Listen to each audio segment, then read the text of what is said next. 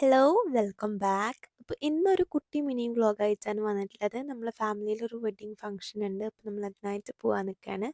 12 മണിയൊക്കെ ആയപ്പോൾ തന്നെ മാറ്റി ഒരുങ്ങി സെറ്റായിട്ടുണ്ട് കേട്ടോ. ഐറോസിന് ഈ ഒരു സ്കേർട്ട് ആൻഡ് ടോപ്പാണ് ഇട്ട് കൊടുത്തിട്ടുണ്ടായിരുന്നത്.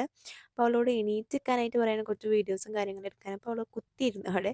അങ്ങനെ ഓട്ടോ വന്നിട്ടുണ്ടായിരുന്നു. നമ്മൾ നേരെ വരവോട് ഓഡിറ്റോറിയത്തിലായിരുന്നു. സോ അധികമൊന്നും ട്രാവൽ ചെയ്യാനില്ല. നമ്മൾ അടുത്ത് തന്നെയാണ് ഓഡിറ്റോറിയം. അങ്ങനെ പെട്ടെന്ന് നമ്മൾ എത്തിയിട്ടുണ്ടായിരുന്നു. ഇപ്പോൾ അങ്ങനെ കല്യാണ ഫംഗ്ഷൻസിനൊക്കെ വന്നാൽ നമ്മൾ ഐറൂസും നെന്നൂസും ഭയങ്കര ഓടിക്കളിയിലായിരിക്കും കേട്ടോ.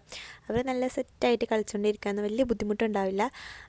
നടക്കാൻ തുടങ്ങിയുണ്ട് കേട്ടോ. അങ്ങനെ അപ്രതീക്ഷിതമായിട്ട് ഞാൻ എൻ്റെ ബെസ്റ്റ് ഫ്രണ്ടിനെ കണ്ടു. പിന്നെ ഞങ്ങൾ കുറേ നേരം സംസാരിച്ചിട്ടുണ്ടായിരുന്നു. കുറേ ഞങ്ങൾ കണ്ടിട്ടുണ്ടായിരുന്നത്. പിന്നെ കുറച്ച് ഫോട്ടോസൊക്കെ എടുത്തു. അപ്പോൾ നമ്മൾ ബ്രൈഡ് ഇത് കൂടെ പോകുന്നുണ്ട്. നല്ല ഭംഗിയുണ്ടായിരുന്നു കേട്ടോ കോസ്റ്റ്യൂം കാണാനായിട്ട്. എനിക്ക് ഭയങ്കര ഇഷ്ടമായി പേർപ്പിൾ കളറിൽ.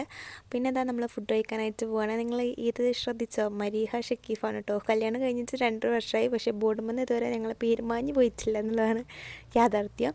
അപ്പോൾ ഫുഡ് ഉണ്ടായിരുന്നത് സുർബിയാനും ബീഫ് ബിരിയാണിയാണ്. ഇപ്പോൾ ഒട്ടുമിക്ക എല്ലായിടത്തും അത് തന്നെ ആയിരിക്കും കേട്ടോ. പിന്നെ ചില്ലി ചിക്കൻ ഉണ്ടായിരുന്നു, സാലഡ്, മയോണൈസ്, അച്ചാർ, അങ്ങനത്തെ എല്ലാ സംഭവങ്ങളും ഉണ്ടായിരുന്നു. അപ്പോൾ ഐറൂസിന് ആദ്യം കൊടുത്തു കഴിഞ്ഞിട്ടുണ്ടായിരുന്നു. പിന്നെ ഞാനും അങ്ങനെ ഇരുന്ന് കഴിച്ചു. അത് കഴിഞ്ഞിട്ട് പായസം ഉണ്ടായിരുന്നു കേട്ടോ. നമ്മൾ സ്വീറ്റായിട്ട് അതാണ് ഉണ്ടായിട്ടുണ്ടായിരുന്നത്. അത് കഴിഞ്ഞ് പിന്നെ നമ്മൾ വന്ന് നോക്കിയപ്പോൾ ബ്രൈഡ് ഇതാ ഫോട്ടോസും കാര്യങ്ങളൊക്കെ എടുത്തുകൊണ്ടിരിക്കുകയാണ്. പിന്നെന്താ, നമ്മളെ പരിപാടി കഴിഞ്ഞു. നമ്മൾ ക്ഷണം സ്വീകരിച്ചു, വയറ് നിറച്ചു. ഇനി നമുക്ക് ടാറ്റാ ബൈ ബൈ പറയാനുള്ള സമയമായി. പിന്നെ നമ്മൾ കുറച്ച് ടൈം അവിടെ ഇരുന്നതിന് ശേഷം നേരെ വീട്ടിലോട്ട് തിരിച്ചു വരുമ്പോൾ ഭയങ്കര മഴയായിരുന്നു കേട്ടോ. അപ്പോൾ അത്രയേ ഉള്ളൂ, ടാറ്റാ.